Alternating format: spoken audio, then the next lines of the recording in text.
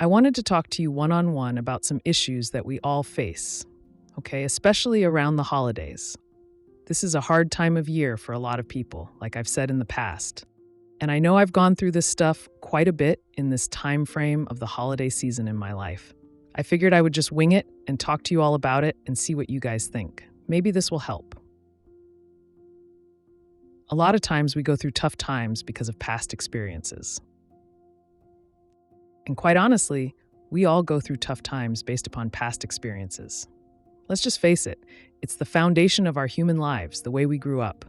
Maybe it wasn't the best, maybe it was a good environment, it was a loving environment, and if it was, God bless you, it's a blessing. It truly is, right? It says in the Bible, those who honor their mother and father will have long life. I'm paraphrasing. Sometimes it's hard to honor our mothers and fathers because they didn't treat us right. It's easy to honor people that honored us. Jesus spoke about this a lot, but it is more difficult to honor parents that didn't honor us. Maybe they were abusive toward us. Maybe they left us standing there holding the bag in life and walked out on us from divorce or incarceration in prison. Possibly it has not been my experience, but that is society.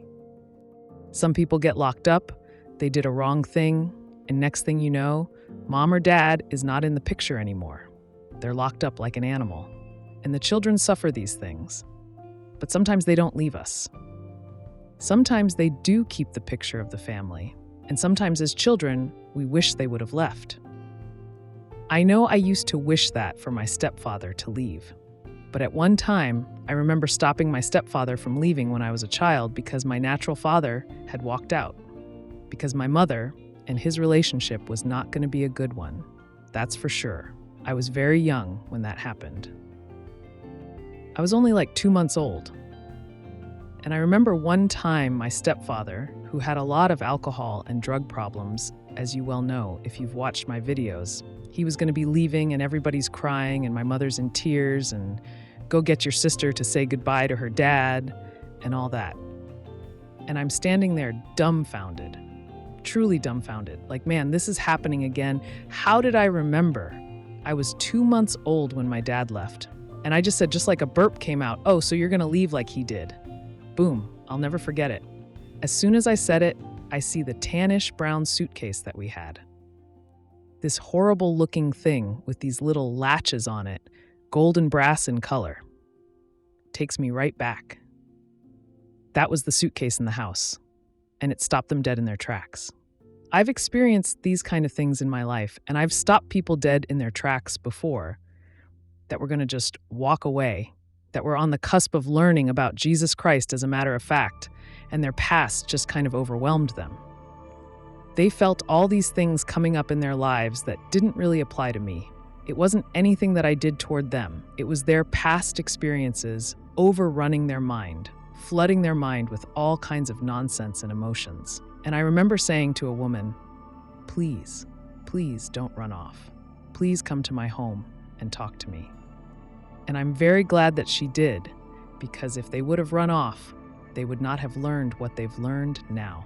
This is God, quite a few years now, not a whole lot, maybe about 2.5 years ago, very new in the friendship. And they were being overwhelmed by their soulish realm. The pea brain, remember? And Joe's got one too. But this is a tough time of year for most of us because of past experiences. I wanted to address past experiences and what it does, what people do to fill in the time so they don't have to think about it. Oh my God. Think, think, think. Racing thoughts. You all know what I'm talking about. So what do people do? What is the process of going around the mountain one more time? I've dealt with this with most people. A lot of people just jump ship. Even in friendships, they don't want to hear that. They want a better life, but they don't want to hear the answers. And they run away. And it's painful. It really is. So what's the process in this? What do people seem to be doing? In my experience, in my life, I'm 52.5 years old here. This is what people do. This is the pattern. Everyone wants something that they say they want. I've seen this over the years in dating, online stuff, reading people's profiles. I see it on Facebook. I see it on Messenger. I see it here. I see it there. I see it when I talk to people.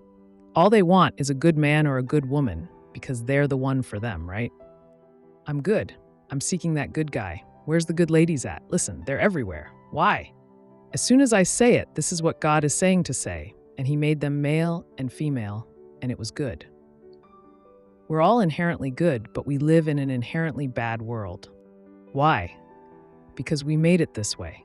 Human beings made it this way. People must understand there's good and bad in all of us, and there's deficiencies in all of us. Deficiencies. Every single human being on the earth has them. And quite honestly, God made us this way. Why? Because no man is an island. No woman is to stand alone. I know, I am woman, hear me roar, I don't need no man, blah, blah, blah. I've heard all this, and I've seen men do this too. I did this years ago. I was heartbroken from a marriage that broke up many years ago, over 20 years ago, and I just went back to the old life almost. You say I went out to blow off steam. I was always on my Harley-Davidson motorcycle. I was a Christian, but I was heartbroken. So what did I do? I went out to seek friends, and let me tell you what I found. I found more pain. I found more loneliness. Oh, I had great times. Don't get me wrong. Some of you have seen my tattoos on my arms. That's from the old life. The old life. Now, some of those tattoos mean something to me. The Native American tattoos mean something to me. I'm not Native American, but I believed in their ways since I was a child. They looked after the land. They projected to 7 generations, so their children's children would still have buffalo, ceremonies, survival. That's what those tattoos mean to me. The flames on my arm are the fire of God, the refiner's fire. These are things we have to understand. We run to the world to fill this hole inside of us, and we all do it. Joe does it too. I'm not out in the bars anymore for years. It's rare if I go out and get some dinner and feel comfortable. I think I've sat on a bar stool maybe 3 times in the last 10 years with someone else willing to drive. Have a drink or two, sit there for an hour or two, you're good to go. It was more social than a blow-off steam thing. But we all run backwards thinking we're going to find what we're looking for. So how do we deal with this? How do we deal with life when it's basically kicked us where it hurts? To be honest with you, a lot of the psychology stuff says you need healthy detachment, Joseph. I learned this many years ago, and I still struggle with it today. Healthy detachment means you stop the crazy in the brain. That's why I shake my hand. It's like gears that are ready to explode with the racing thoughts. We need to focus on something more productive. I've been successful with that at times when I'm occupied with positive things, not going back out. Someday my prince will come. How long is he a prince? How long is she the one? Let me talk to the men too. She's the one. How many times I thought that in my life? Oh no, she's the good one. Troubles come. Bumps in the road are waiting for us. It's just life. How we handle it is paramount to what our results will be. Most people are good when they're even-keeled, no trouble, no ripples on the water. When I go fishing, I hate when the wind starts blowing when I'm already 20 miles offshore and have to head back in and you're getting side seas, the wind blowing from the side, and you're getting all the water on you. I don't like that. I'm older now, a little smarter. My life is not worth going fishing. Sometimes I don't take the chances I used to. I like calm seas, smooth, little ripple maybe. But when you get smooth and just a little ripple, that means there's not much wind. And in Florida, when you go out in June, July, August, September, and there's no wind, when you anchor up, it gets really hot. And Joe, don't go swimming in the water, there's sharks in the water. I'm pulling buckets of water over my head, wetting my shirt. There's always something to deal with. How we deal with it determines results. One major thing I find is brokenheartedness from the past. We drag all this stuff with us, my friends. We drag it all because we won't communicate it. We won't communicate it. There are times I know people really want what they say they wanted, even in relationship with one another. They desire it, but they don't know how to get it. They go about it all wrong. I was weeping last evening about a situation from my past, crying out to God. Many years ago, I met a woman who said she loved the Lord, was saved for 22 years at that point, and she set the bar pretty high. Because I wasn't going to mention Jesus Christ until it was brought up to me, because it causes a lot of problems. I'm not ashamed of Jesus, don't hear me wrong, but sometimes you just be kind, love them, be gracious, etc. That's the love of God. You don't have to say, I'm Jesus's guy. You know when it's time. So I proposed this to the Lord and said, Lord, I'm not going to bring you up until they bring you up or you say there's an open door. This is my life. I live for this. I'm not punching my ticket on Sunday and Wednesday night. I'm in. It's like going to work. They interview you. We're impressed with your resume. They offer you the job. We don't pick and choose when we go to work. We go when we're supposed to be there, like we agreed. Then we reap the benefits. We don't go, I don't feel like going. It's Monday or it's Friday. I've had a long week. I'll show up at 10:30. That's not how it works, my friends. We do it for our work in this world. We make other people millions. What are we really getting out of it? And we're dedicated to that. But we're not dedicated to the work of Christ when we say we're His. Where am I going with this? I'm not all over the place as people think.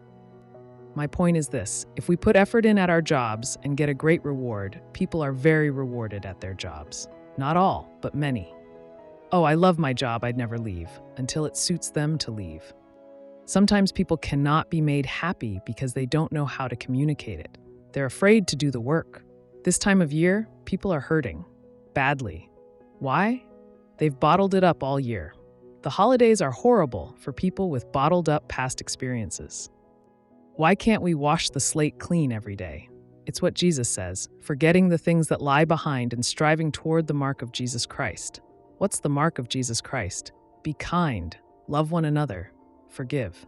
How many times should I forgive my brother? The disciple asked. 7 times. 7 times 70.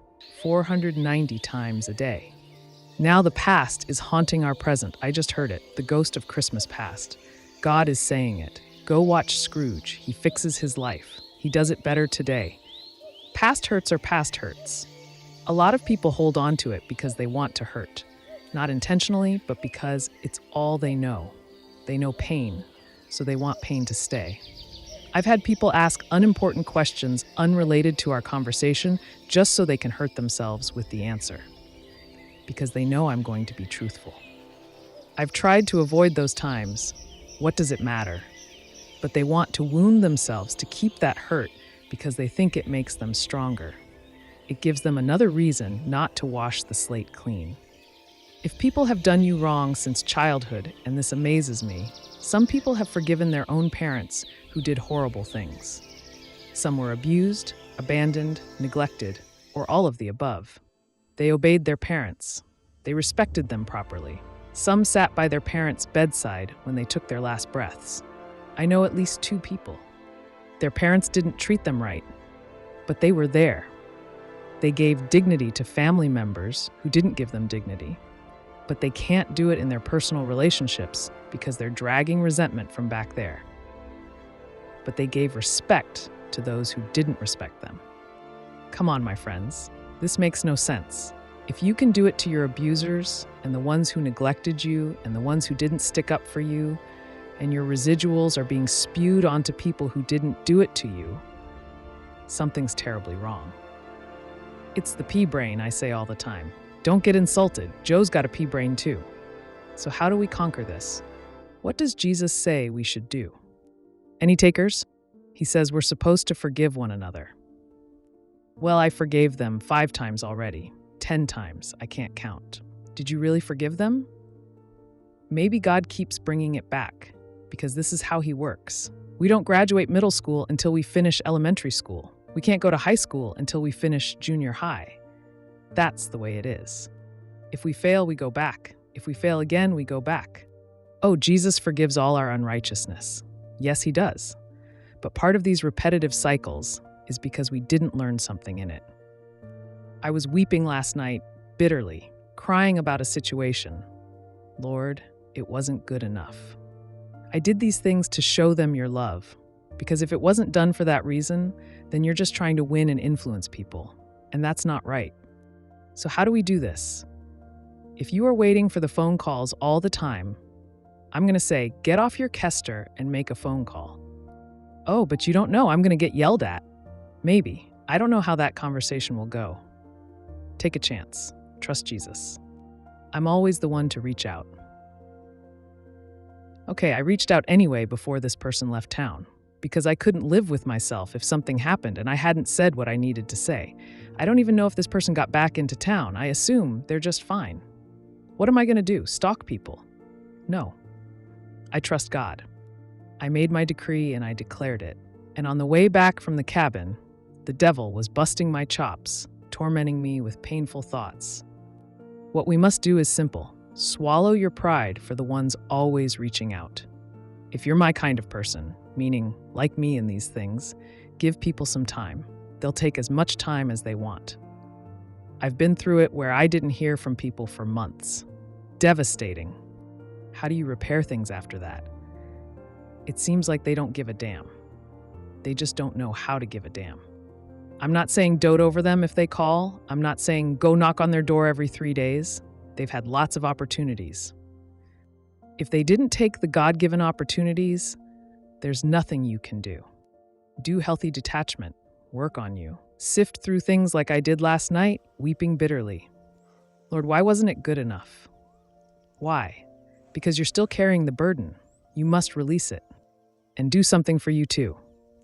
If that's not the person, if that's not what's going to work for your life, keep making your decree. Keep believing in faith. God can heal anything if we let Him. We have to give it to Him. They do too. They have to surrender to His authority, or they will destroy more of their lives, like they did in the past. I'm a person that has faith.